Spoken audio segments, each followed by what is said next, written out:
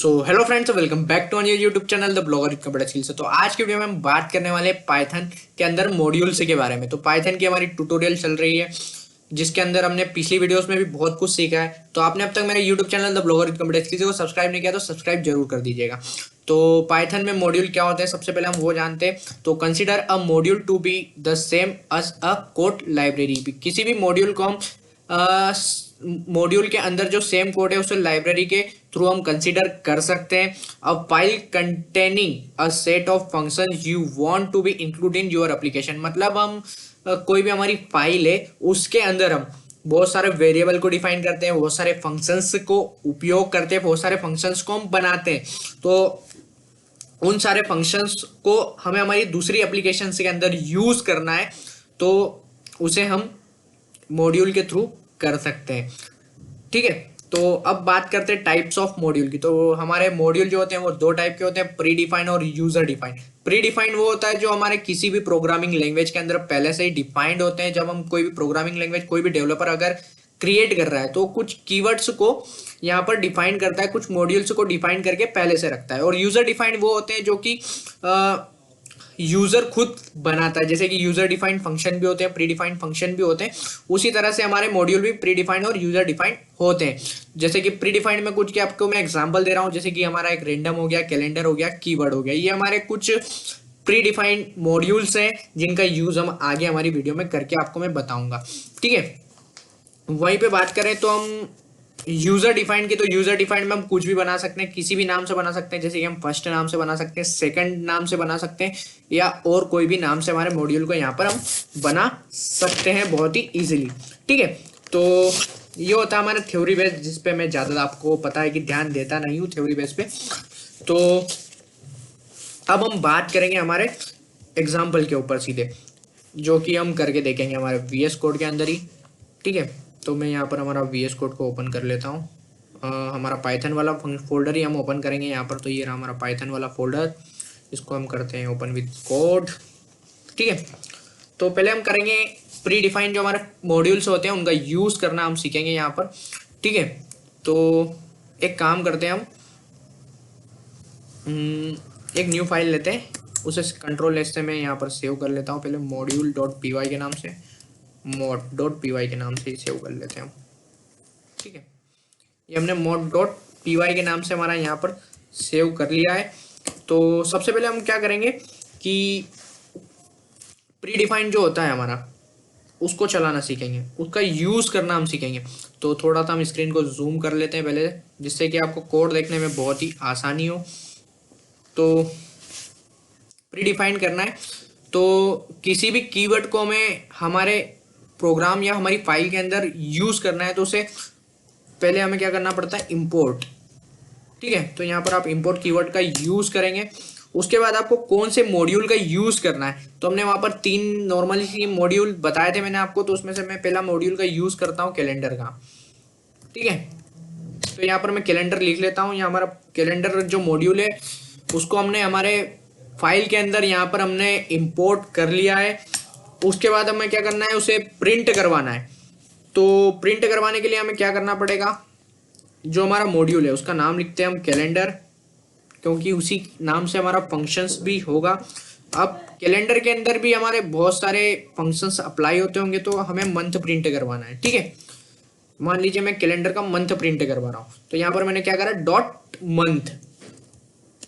ठीक है, अब कौन सी ईयर का मेरे को करवाना है, तो मान लीजिए मैं 2024 का ही करवाता हूँ। और कौन सा मंथ करवाना है, तो मंथ भी बताना पड़ेगा ना भैया। तो मुझे मान लीजिए जनवरी ही करवाना है हमारा। तो यहाँ पर मैंने 1 लिख दिया, 1 लिख दिया। हमें जोन सा भी महीना करवाना है वो लिख सकते हैं। यहाँ पर मैं कंट्रोल एस करता हूँ और उसी के बाद यहाँ पर हम करेंगे कोड को रन। ठीक है, तो यहाँ आप देख सकते हैं नीचे, तो यहाँ पर हमारा पूरा मंथ यहाँ पर आ चुका है हमारे आउटपुट के अंदर। इसी तरह मैं मंथ चेंज कर देता हूँ। मैं मान लीजिए अक्टूबर का करवाना है तो मैं 10 लिख देता हूँ यहाँ पर। तो यहाँ पर रन किया मैंने, तो ये देख सकते हैं आप नीचे हमारा अक्टूबर का भी आ चुका होगा आउटपुट में। तो कंट्रोल एस नहीं किया था मैंने शायद, तो इसको वापस से हम रन करते हैं। तो यहाँ पर रन हो रहा है, ये अक्टूबर भी हमारा यहाँ पर आ चुका है। ठीक है, तो ये होता है हमारे प्री डिफाइंड। अब इसके साथ मैं आपको एक और जो हमारा फंक्शन है प्री डिफाइन ही, उसको भी मैं आपको यहाँ पर इंपोर्ट करके दिखा देता हूँ। तो हमने एक और पढ़ा था यहाँ पर कीवर्ड, ठीक है। तो यहाँ पर मैं लिखता हूँ कीवर्ड, यहाँ पर मैंने लिखा कीवर्ड।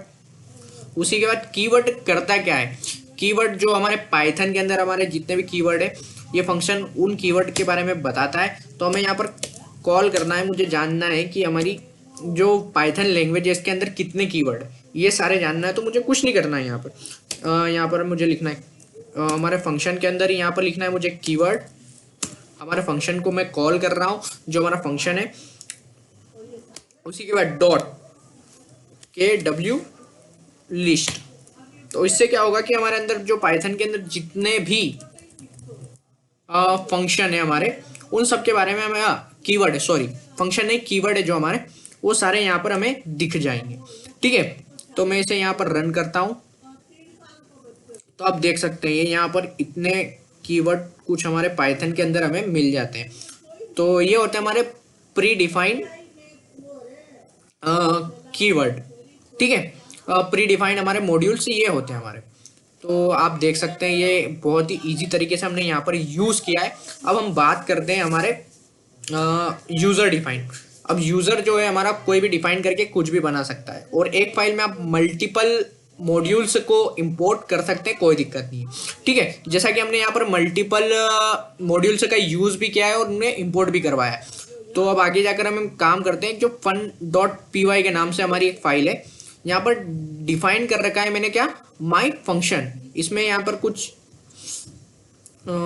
इसे रहने देते हैं, हम एक काम करते हैं दूसरा ही बना लेते हैं, इसको इंपोर्ट नहीं करवाते हैं। और दूसरी फाइल में यहाँ पर करता हूँ, हाँ ठीक है, इसमें एक फंक्शन हम डिफाइन कर लेते हैं। तो उस फंक्शन को हम वो वाली फाइल जो हमारी है उसके अंदर हम इंपोर्ट करवाएंगे mod.py वाली में। ये last.py नाम से एक मेरी पहले से बनी हुई है, तो उसमें मैं कुछ नहीं करने वाला हूँ। यहाँ पर डिफाइन करूँगा मैं, तो ये डिफाइन में यहाँ पर लिख रहा हूँ डिफ, ठीक है। डिफ का नाम के मैंने एक फंक्शन का यहाँ पर एक कीवर्ड का यूज कर रहा हूँ जिससे मैं फंक्शन बनाने वाला हूँ। तो यहाँ पर मैं लिखूंगा शो, ठीक है। शो नाम का एक फंक्शन बनाया है मैंने। अब इस फंक्शन के अंदर मैं लिखूंगा प्रिंट, यहाँ पर प्रिंट के अंदर लिख दूंगा सार्थक शर्मा, ठीक है। मेरा नाम लिख दिया है मैंने यहाँ पर। अब जो हमने ये फंक्शन बनाया है इसे हमें प्रिंट भी तो करवाना पड़ेगा। तो पहले मैं आपको प्रिंट करवा के इसका आउटपुट शो करवा देता हूँ। तो शो को यहाँ पर हमने प्रिंट करवा दिया, कंट्रोल लेस करता हूँ मैं, और आप इसका आउटपुट यहाँ पर देख सकते हैं। कुछ दिक्कत आ रही है यहाँ पर, लाइन नंबर 3 मॉड्यूल में दिक्कत है बता रहा है हमारे। देख लेते हैं, हम इसको चेक कर लेते हैं। तो यहाँ पर ये प्रिंट एसएस करवा रहा है, तो इसे हम पूरा कोड को यहाँ पर दिक्कत दे रहा है, तो इसको यहाँ से हटा देते हैं पहले तो, ठीक है। अब हमारा काम करते हैं बहुत ही आसानी से, जो कि अच्छे से होगा। कुछ पुरानी एरर से थी उसमें, तो वो बता रहा था। तो आप देख सकते हैं यहाँ आउटपुट में हमारा सार्थक शर्मा यहाँ पर प्रिंट हो चुका है, ठीक है। अब जो ये डाटा है मेरा, इसको मुझे सीधे हमारे मॉड्यूल के थ्रू हमारी जो mod.py है इसके अंदर हमें लाना है, ठीक है। तो उसके लिए हमें क्या करना पड़ेगा, सीधा सा बंदा इम्पोर्ट करवाना पड़ेगा। अब इंपोर्ट किसे करवाना है, तो इंपोर्ट जिस फाइल में आपका डाटा है उस फाइल को आपको यहाँ पर क्या करवाना पड़ेगा, इंपोर्ट करवाना पड़ेगा। तो हमारा डाटा का में लास्ट वाली फाइल में last.py है, उसी के अंदर हमारा डाटा है, ठीक है। तो अब मुझे क्या करवाना है, डाटा को यहाँ पर प्रिंट करवाना है। क्या करवाना है, प्रिंट, ठीक है। तो प्रिंट करवाने के लिए मैं क्या करूँगा, जो हमारी फाइल है उसका नाम डॉट, उस फाइल में से मुझे कौन सा फंक्शन प्रिंट करवाना है, तो मुझे उस फाइल में से शो फंक्शन को यहाँ पर प्रिंट करवाना है। तो अब हम करेंगे क्या, इसको कंट्रोल एस करेंगे, और अब हमारे तीनों फंक्शन चलने वाले हैं, ठीक है। यहाँ पे तो ये यूजर डिफाइंड का हम एग्जांपल देख रहे हैं। तो आप देख सकते हैं अक्टूबर महीना भी आ गया हमारा प्री डिफाइन से, कीवर्ड वाला भी चला प्री डिफाइन से, बट जो हमारी लास्ट वाली थी उसी के आउटपुट में मेरा यहाँ पर आया सार्थक शर्मा, जो कि हम उस फाइल से इसमें उठा के लाएं। तो कुछ इस तरह से आप यूजर डिफाइन का भी यूज कर सकते हैं, आप फंक्शंस वगैरह का यूज करके। तो आज की वीडियो में इतना ही रखते हैं, मिलते हैं हमारी नेक्स्ट वीडियो में। वीडियो पसंद आई हो तो लाइक कीजिए, कमेंट कीजिए, शेयर जरूर कीजिएगा।